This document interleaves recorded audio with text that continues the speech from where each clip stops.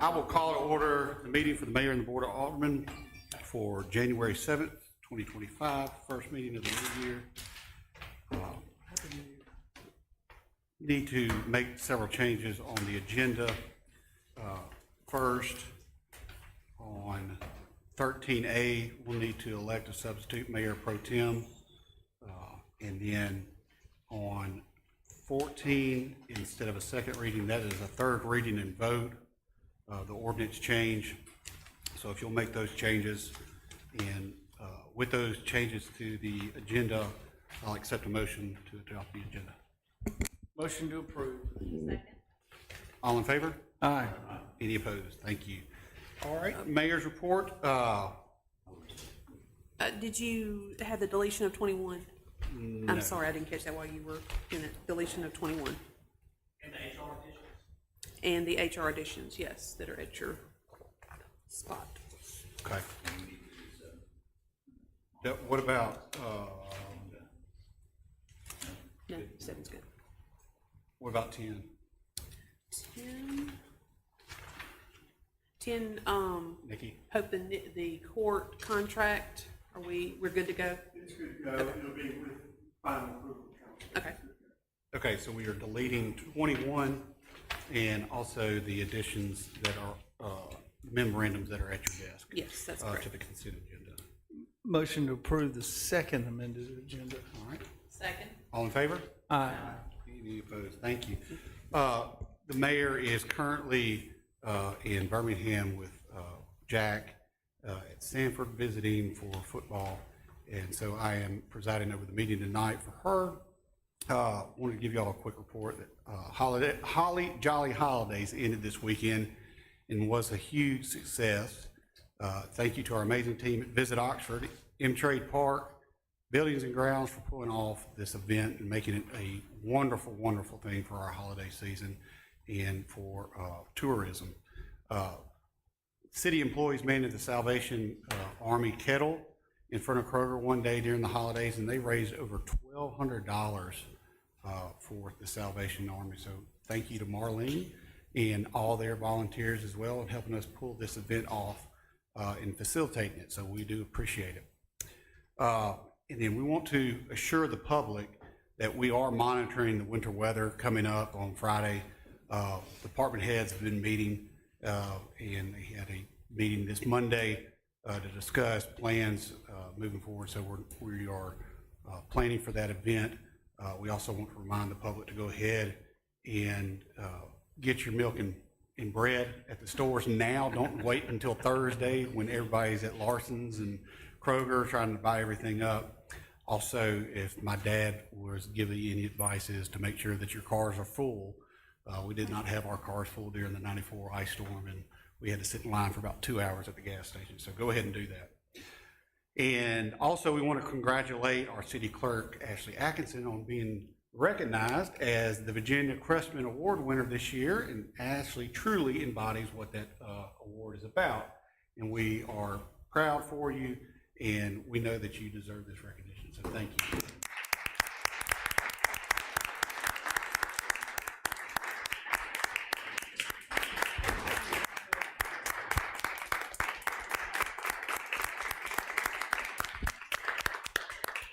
I appreciate that. Thank you very much. Where's Kate? Kate, stand up. We also want to recognize Kate Kenwright on passing the American Institute of Certified Planners. Good job.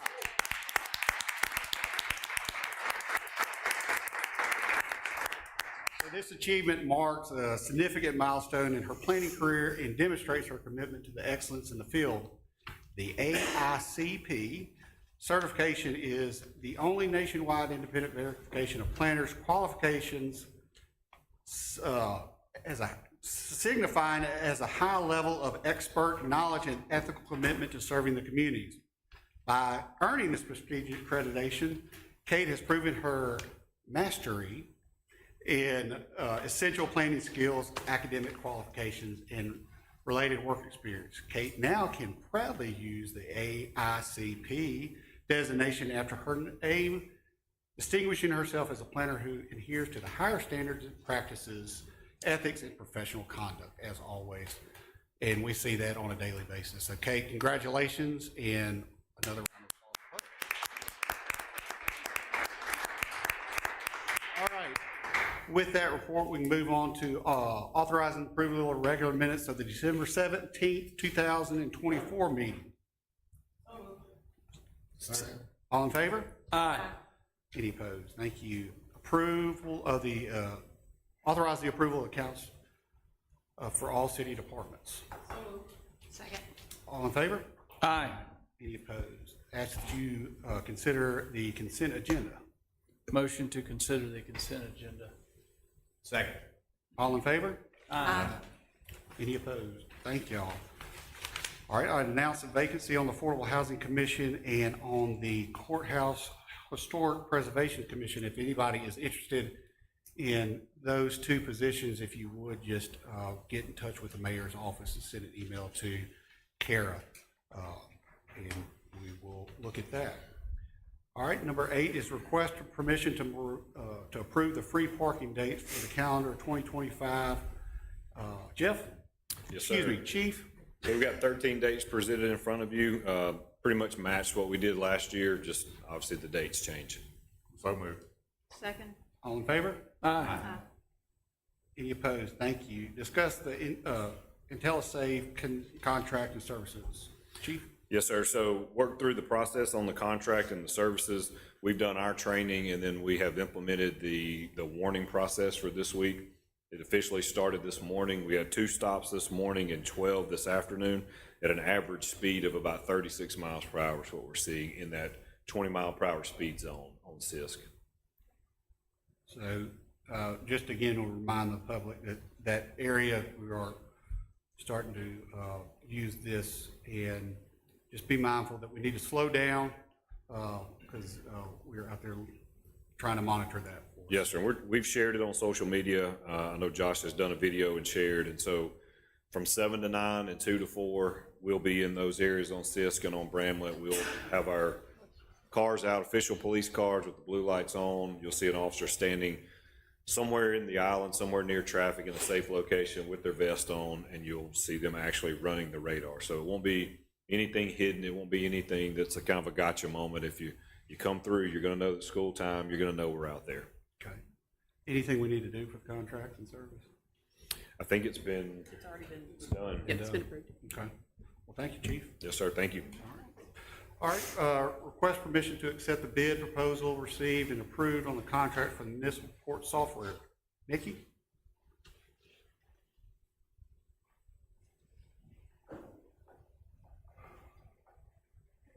Howdy. Happy New Year.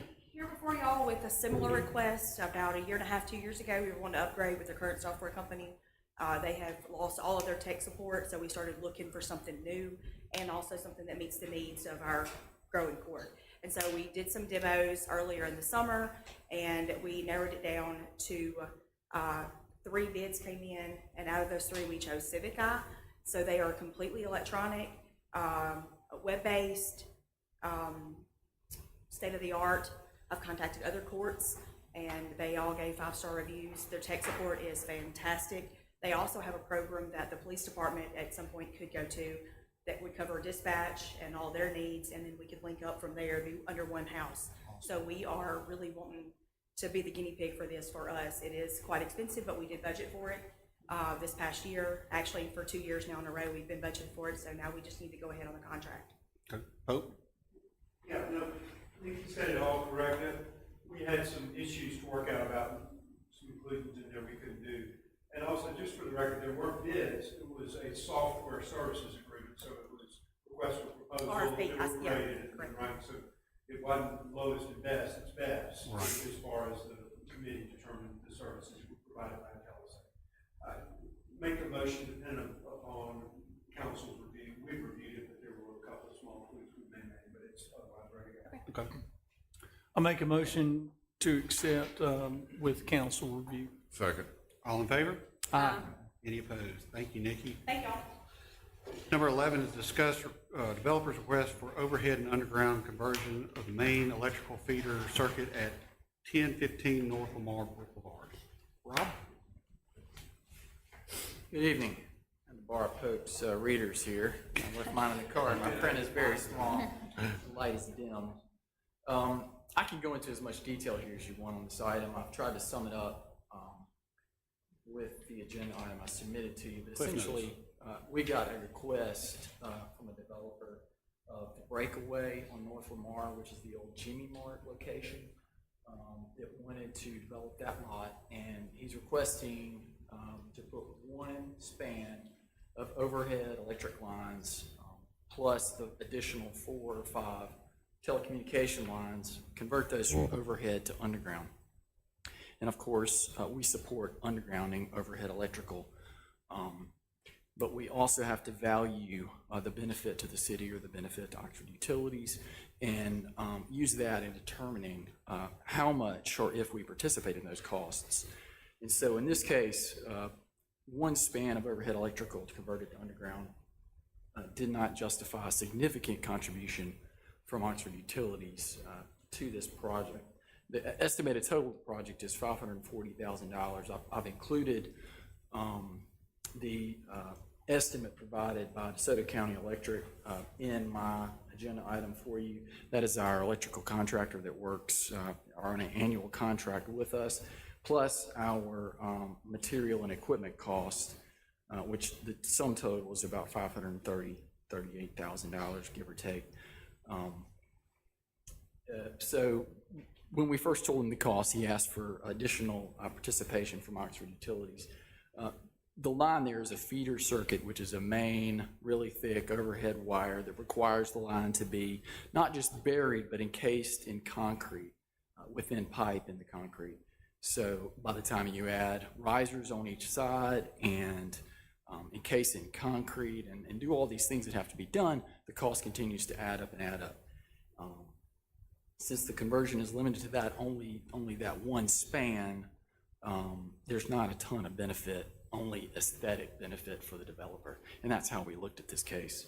By comparison, we've got a developer over at the Chelsea, which is at Washington and Molly Bar, who wants to underground 2 spans. The cost of that is estimated to be $830,000. We provided that cost to the developer and told them they would just need to pay half up front to get started. For us to get started with the conversion, they brought us the check the next week. And so in this case, we see it no different than we see at the breakaway, in that there's very limited benefit to undergrounding one span. There is benefit to undergrounding, of course, for aesthetics, all of North Lamar. But as you can imagine, if one span is $500,000, you're talking about $5, $10, $15 million project to do that. Do we know how many spans there are? Sir? Do you know how many spans there are on North Lamar? I would have to say it's got to be a mile plus, right, from Price Street to Three-Way. It's got to be a mile, and at 200 feet per span, that's 27. It's got to be more than that, right? Is that 207? Is that? Just say. A lot. It's a lot, yeah, it's a lot. So 27 spans at 500,000, you're talking 13, 14 million. I'm sure there's some economies of scale. When you do 2 spans, it's probably a little cheaper per span than doing just one, because you only have one riser. I mean, you have 2 risers over 2 spans instead of just 2 risers over 1 span. But essentially, that's kind of how it breaks down. We've reviewed the scope with the developer of what we're going to have to do. They asked if their contractor, Citric Construction, could do some of the work to defray some of the costs that they're having to incur. We reviewed the scope with them and said, yes, there are items that could be done, like the trenching, possibly the placing of the pipes for the duct bank, which is the concrete encasement. So there are things that can be done by their contractor, and we've given them those items, and we will work with them when the construction comes, if they move forward, to facilitate that work and construction to hopefully save them. I don't know how much it's going to save them, but hopefully saves them a significant amount. Another factor here is that we didn't budget to participate in these costs. If we did 50%, it would be $270,000 out of our budget that was going to be used for something else. we have participated in other projects where they were higher on our priority list, such as the Highway 30 project or the Chickasaw Road project. Those are recent undergrounding projects where we were approached by a developer. And on those projects, we saw the entrance into Oxford on the new roundabouts at Highway 30 as a significant improvement for the city and for that whole area being redeveloped. And that was, a quarter mile or a half mile of undergrounding versus just one span on North Lamar. And so we try to balance the request with the benefit for the city when determining how much we can contribute to a project like that, and a benefit for Oxford Utilities, whether it's So, Robert, maintenance or storm outages or whatever. are you asking for? All I was asked to do today was to discuss the developer's request and see if the board had other ideas and wanted us to do something different than we're already doing. Does this board want to approach this differently than what we're trying to do? We look at it first as the benefit for Oxford Utilities or the city, and look at it, is it on our priority list to be done? And to get on our priority list, it has to be like in an area where we've prioritized it for maintenance issues or complaints or outages or things like that. So is there any maintenance complaints or outages problems there now?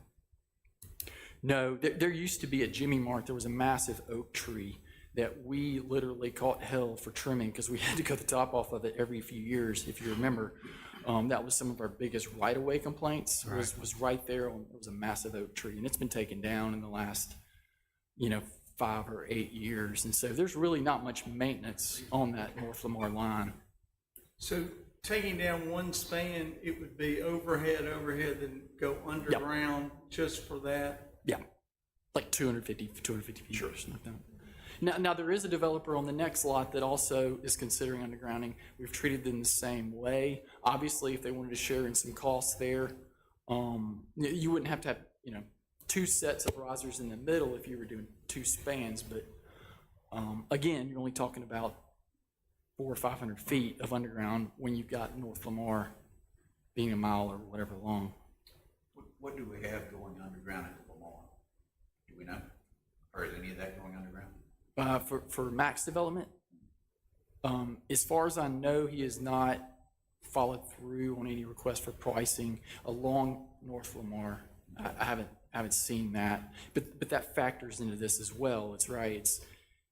If this developer goes underground and the next developer goes underground and then Mac takes 4 spans under or 3 spans underground up there where he's doing it, then you're talking about a significant change. And I've heard, according to the mayor, North Lamar is ripe for change. It's becoming more and more commercial, and it's going to look a lot different in 5 years. And so we want to help as much as we can. We just didn't feel. Maybe now's not the time, like we're doing the plan. I'm not sure with our current budget and where we're set up, is like, how do we contribute to a project that's purely aesthetics for this one developer? You know what I mean? Can we suggest to them that they get together with their neighbors and see what they come up with? Absolutely. I mean, If Century Construction to do both the work, get together and say, hey, let's look at this, see what Yeah. can break out. we have no problem referring, their contacts to one another and trying to facilitate a more efficient price point. If you can combine both the projects, maybe you save $50,000. I don't know. I'm just speculating. Just to look at the whole thing too. I mean, I hate to go under, definitely up, saying up, whole. up, under, up, under, up, under. I mean, Yeah, a lot of our feeder circuits are like that, but we try when we're choosing projects to take a whole section underground where it makes sense. Right. Because up and down, what you're creating is more points of connection for potential outages, right? If you're splicing to go down on risers and underground and back up, that's 3 or 4 points of connection where there was just one line before. Right. So you have to take that into consideration too. Undergrounding absolutely helps during storms. We have very low outages. We're ranked by APPA. We've been acknowledged for having some of the shortest outages in the nation per capita per customer. And so we You'll ask love them it. to get with their neighbors. I mean, Yeah. that would be my suggestion, is see what they come up with, and they might can drop their price. Well, the developer approached the mayor. She felt like this should be on the agenda to be discussed publicly. Right. And so I just wanted to speak about it and see if there was any different ideas or pushback and try to help any way we could. I wouldn't say it's a no, but I think it's a better idea to get the neighbors involved as well. Okay. And if we want to have future meetings about this, to make changes or change the policy or look at a policy, we're open to that. Okay. All right, perfect, thank you. All right, next, Kate, is second reading and public hearing for the proposed ordinance amendment, Chapter 54, Historic Preservation of the Code of Ordinance for the City of Oxford. Kate Kenwright, AICP. Thanks. It's the first one on the agenda. Yeah, so this is a second reading and public hearing of our proposed changes to Chapter 54 of the code, which is the Historic Preservation Code. As we talked about last time, these changes are a result of our updates to the design guidelines, which went into effect on January 1st to ensure that the code and the guidelines are complementary to one another.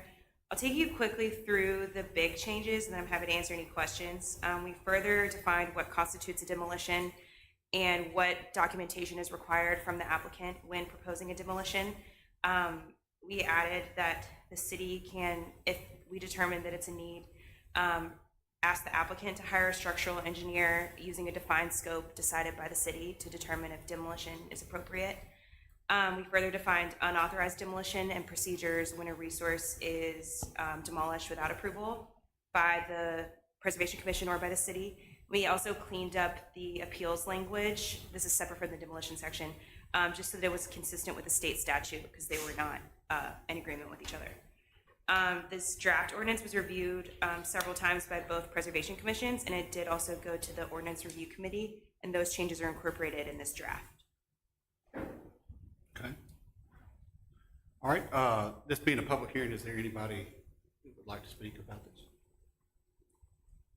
All right, here none, I guess we can. Go one more meeting. Yeah.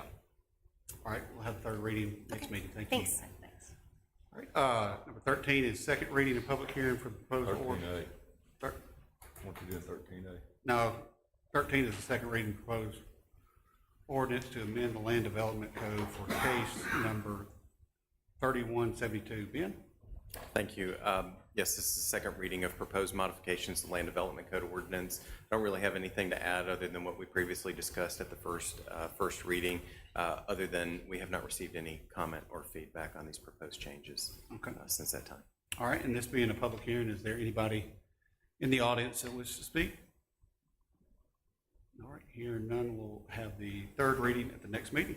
Thank you, Ben. Thank you. 13A is to elect substitute Mayor Pro Tem Pope. I'm going to let you handle this. When you have a mayor who's absent, the mayor pro tem steps in. If the mayor pro tem steps out because he has to recuse, then the Board of Aldermen has the obligation to elect for that single agenda item a new standing mayor pro tem for that item. And so if one of you all wants to make a motion to elect someone as mayor pro tem and it gets seconded and voted on, then that person can certify to the clerk if an action is taken or an ordinance is passed. I make a motion to nominate Rick Addy. Second. Go ahead. All in favor? I can't, I think you can call the vote. All right, There you go. all in favor? All All right. All right, we're into a second. This is a second or third reading, so I've got confused here. This is the third reading. Third reading. Yes. Okay. Go right ahead. Thank you. Yes, this is a third reading and vote of a zoning map amendment. This was case 3161 as it was presented to the Planning Commission. It's a request by Oxford Farms LLC to rezone approximately 52.7 acres from suburban residential to suburban multifamily for the property located at Oxford Way. Just a reminder that this request was recommended for approval by the Planning Commission with a 6-to-1 vote for this particular rezoning. And it's my understanding, and the applicant can certainly correct me if I'm wrong, but there's been modifications to the proposal to one, I think it's around 50 acres, but nevertheless, modification to add neighborhood residential within the proposed rezoning, and it would be my recommendation given that modification, unless the applicant tells me different, with that modification, that it be sent back down to the planning commission for their next meeting to reconsider or to consider the modifications as proposed. Is that your motion? That's my motion. Is there a second? Any questions? You good? Yes, the next meeting at planning commission is next week. Correct. It'll be on their agenda. Any other questions? All in favor? Aye. Any opposed? Thank you. Back to plan. Okay, Pro Tem. Do we need a motion? I'll make a fire- motion do we to need a motion vacate his fire him? appointment. All right, gee, thanks. I think the motion was only for that agenda item. Yeah. Okay. But it's like,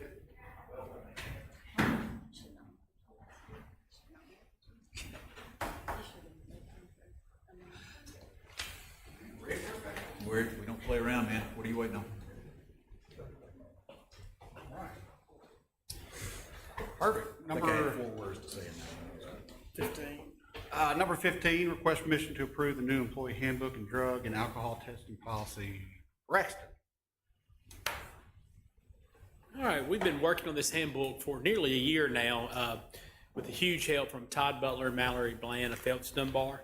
I emailed it to you, all you, about 3 weeks ago to see if anybody had any questions. I have not received any, so I am asking for approval of the new employee handbook and the notice of drug and alcohol testing policy and program. Motion made. Second. All in favor? Aye. And actually, I do, Todd asked me to put it in the minutes that it will not be in effect for 30 days on the alcohol policy. Thank you. Thank you. All right, number 16 is request permission to approve and authorize the mayor to sign an engagement letter with Butler Snow for the fiscal year 2024 continuing disclosure. Ashley? Yes, this is something we do annually for our outstanding bonds. Motion made. Second. Motion, several seconds. All in favor? Aye. Any Thank you. opposed? Thank you.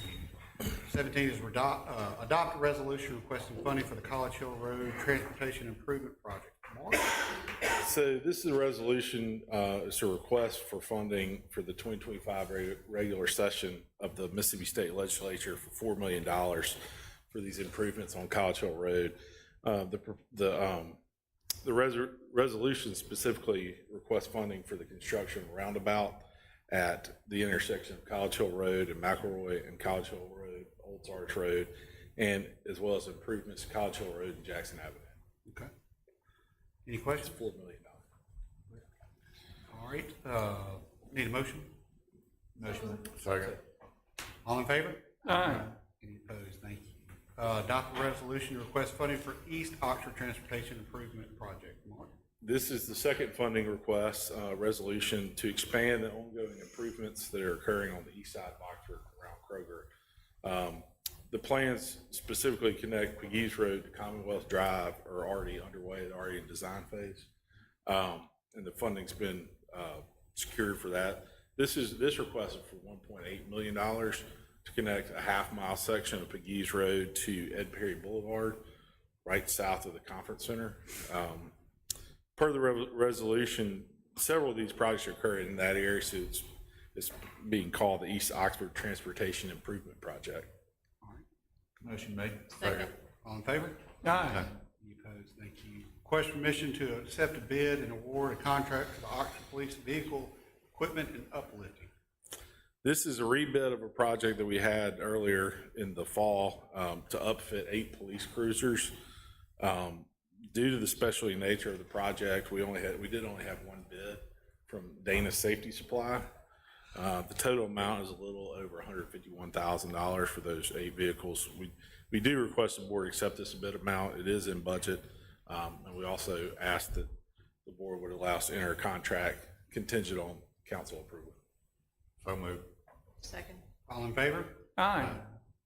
Any opposed? 20 is request permission to accept a bid, receive and award contract for the downtown camera system project. Mark? This is similar to the previous. This is a rebid item. The budget was bid in the fall. It was rejected because the bidder initially made several exceptions when he included his bid, so we had to reject that. The rebid price is in budget. We did, again, we only got one acceptable bid. The total amount is a little under $126,000. It's with Howard Technologies. We also asked for permission to accept this bid and for the mayor to sign a contract. The project is for 26 cameras around the downtown square. It's a 60-day contract time, so if we can get moving, we'll have them by the time it warms up. Motion made to approve. Second. All in favor? Aye.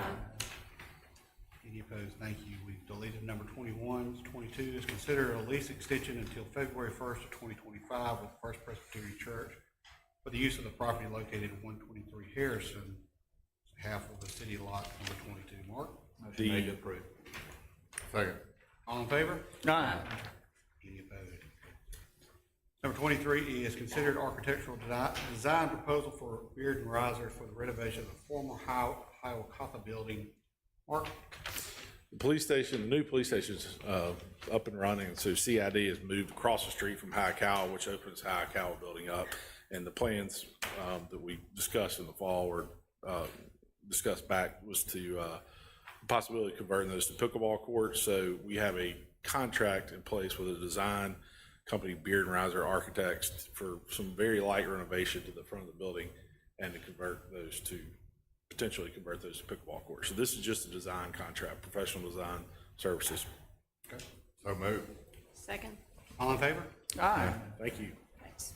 All right, next is 24, consider request for the RH Design Build to work on Sunday in January and February for the construction of the Bell within the Lamar development.